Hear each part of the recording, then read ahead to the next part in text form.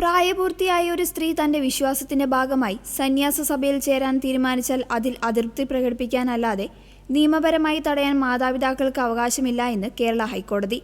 മഠത്തിൽ തങ്ങളുടെ മക്കളെ അനധികൃതമായി തടഞ്ഞുവച്ചിരിക്കുകയാണെന്ന് ആരോപിച്ച് 3 മാതാപിതാക്കൾ നൽകിയ ഹേബിയസ് കോർപ്പസ് ഹർജി തള്ളിക്കൊണ്ടാണ് കോടതിയുടെ സുപ്രധാന നിരീക്ഷണം. Justice AK Jaishankar Nambiar, justice Jobin Sebastian എന്നിവരടങ്ങിയ ഡിവിഷൻ ബെഞ്ചിന്റേതാണ് ഉത്തരവ്. ഏത് മതത്തിൽ വിശ്വസിക്കണം, ഏത് സഭയുടെ ഭാഗമാകണം എന്നത് ഒരാളുടെ സ്വകാര്യമായ തീരുമാനമാണ്. ഭരണഘടന ഉറപ്പു നൽകുന്ന ഈ സ്വാതന്ത്ര്യത്തിൽ ഇടപെടുന്നത് മൗലികാവകാശങ്ങളുടെ ലംഘനമാകും.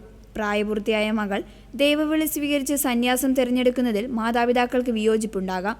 എന്നാൽ ഈ അതൃപ്തി കോടതി ഇടപെടാനുള്ള കാരണമല്ല എന്നും ഹൈക്കോടതി വ്യക്തമാക്കി.